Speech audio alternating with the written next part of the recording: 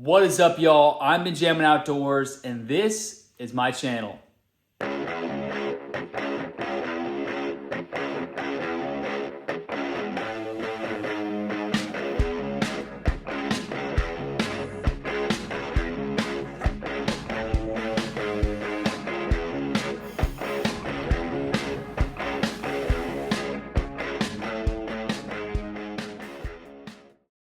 Welcome back, y'all. So today we're working on the Gsxr-1000 again, and this is going to be the last build video of this bike ever. So y'all are gonna want to stick around and watch it.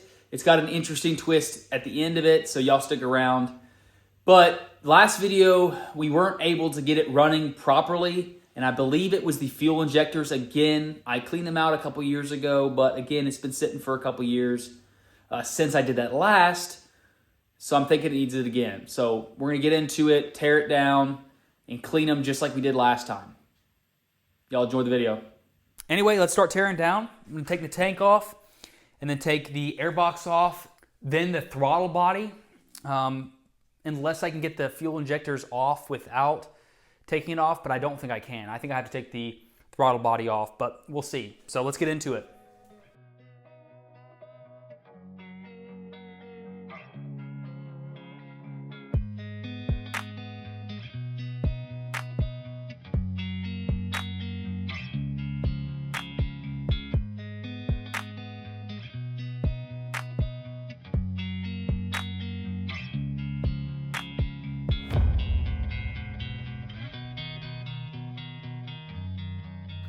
So it actually is going to be pretty easy. So you got all 4 injectors right here on this rail.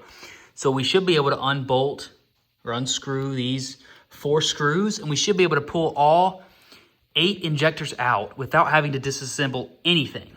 Just take the tank off and we're good. Super, super great design. Good job on Suzuki's part.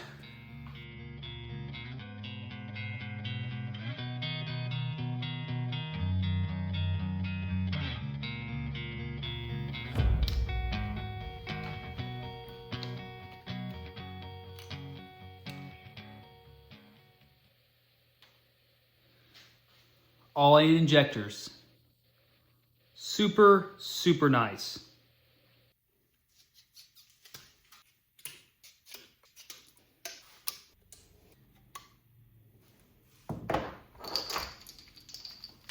There's all the injectors.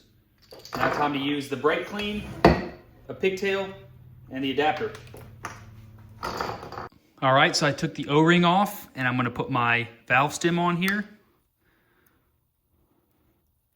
See if I can get a good seal. Screw it on. Plug in my pigtail.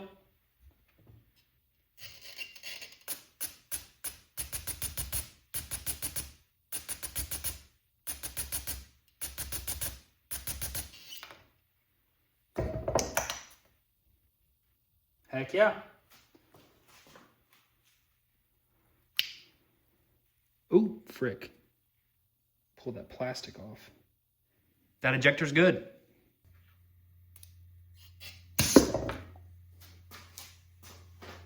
Woo! That came right off. Got an eye a little bit.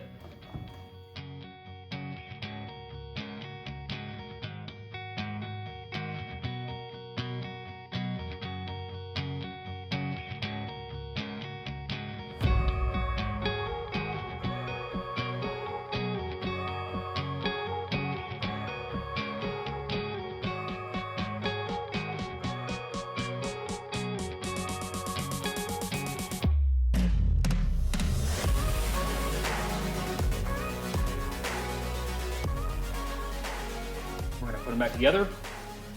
This one initially was not clicking and not working. I was actually able to get it working though, so we'll see. So I want to put the O-rings back on and put them back in.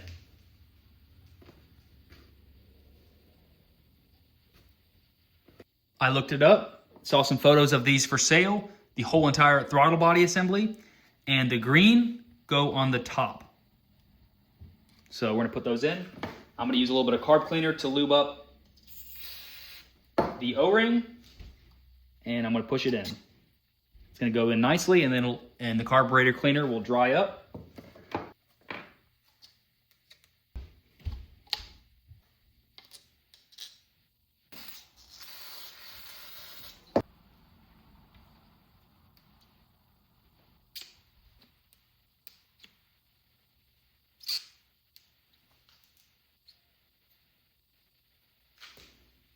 Now we're gonna put it back in. Heck yeah.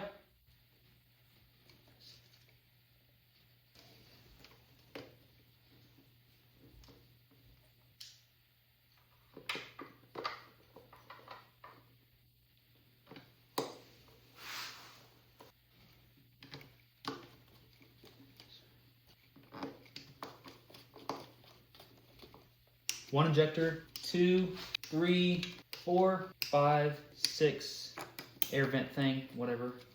7, 8. We should be good. So I'm gonna put the gas tank back on now.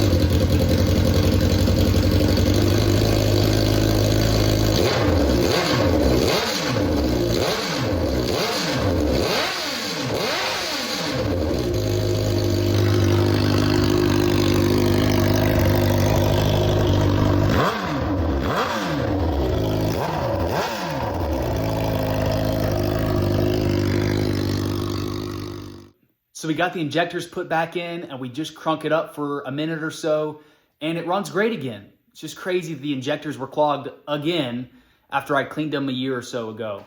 Obviously, you know, that's a long time, but some bikes can sit for years and don't have problems cranking up. But whatever. At least these are easy to clean. Anyway, we're gonna fully assemble this thing so we can take it for a test ride, and hopefully it'll be done. Let's get into it.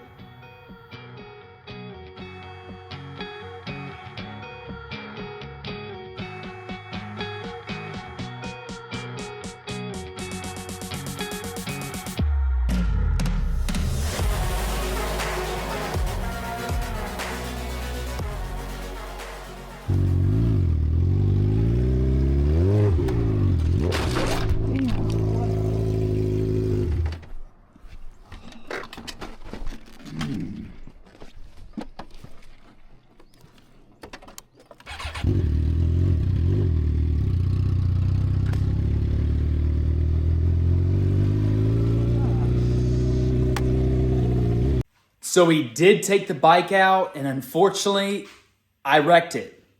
Not sure quite what happened. I mean, the tires were brand new, so I didn't hit any paint lines. I hardly was giving it any acceleration. I really don't know what happened, but as y'all saw in the video, you know, slid out from under me, and it started to low side, and then I high sided. I tried to catch it, and it just didn't go well. So first test ride after being completely done, and it's wrecked again. So we're going to order some parts for it, and I'll see you in a couple days to be able to install those parts. So we're going to pull this off, make sure there's no chunks down in here that could potentially fall into the motor, and then we're going to replace it with the new one. Let's get into it.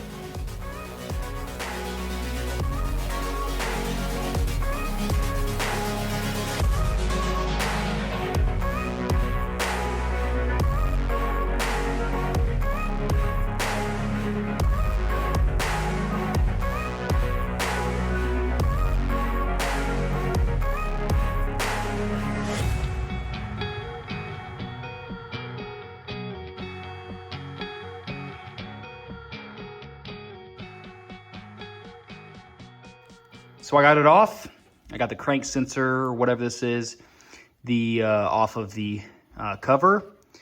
We got this gear back in place because it came out.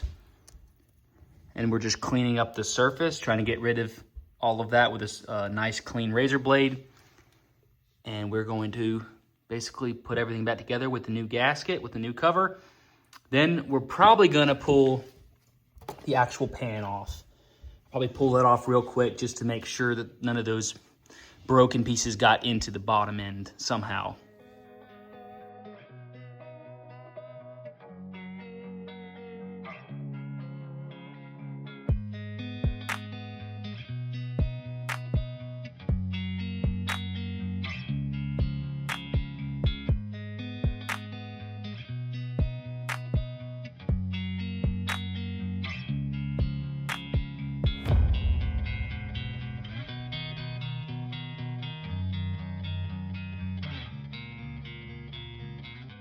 I cleaned off the gasket surface.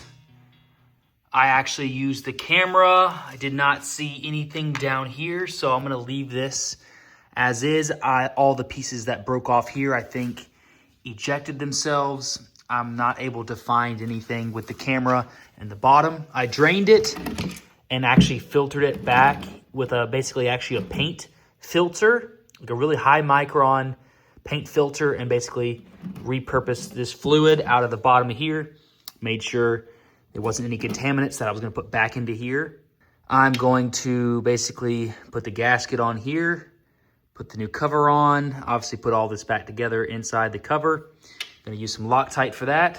We should be good.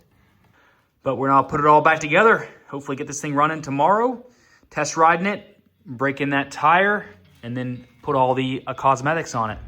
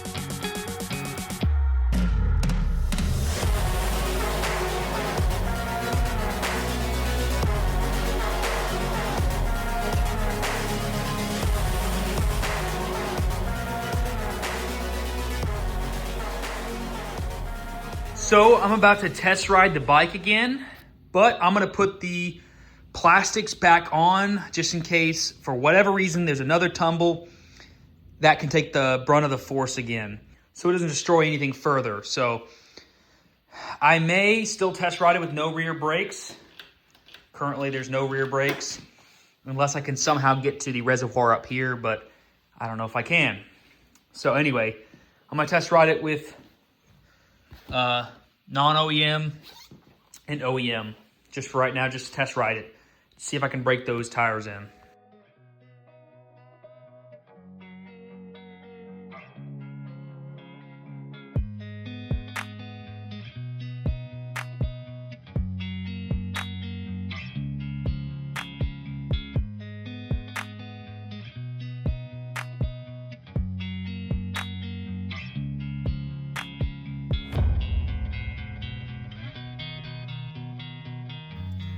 I'm gonna pull the seat off real quick, see if there's a way to access the top of that reservoir, because it was huge pain to pull this reservoir out. There's gotta be a way to access the top without having to disassemble or pull this bolt off.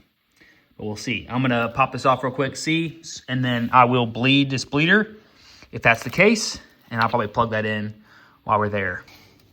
This is how you're supposed to access it. You unbolt right there, and then you pull the reservoir out. I got it out. Now we're gonna suck fluid through until we get a good solid brake pedal.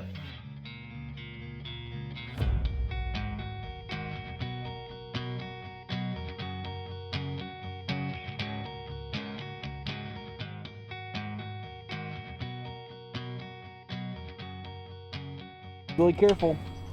Start her up.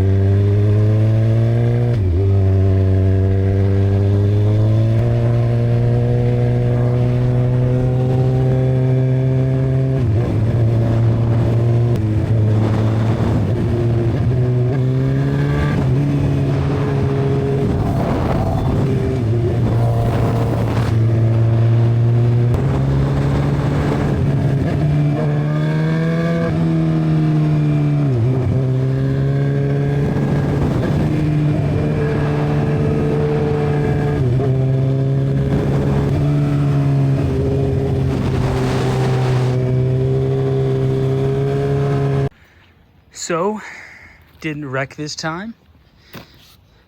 We got, we got all the way over here to the tire, the chicken strips wise. So we warmed it up a little bit. Front, a little bit, but I think enough to drive it safely now. Oh, it's just frustrating.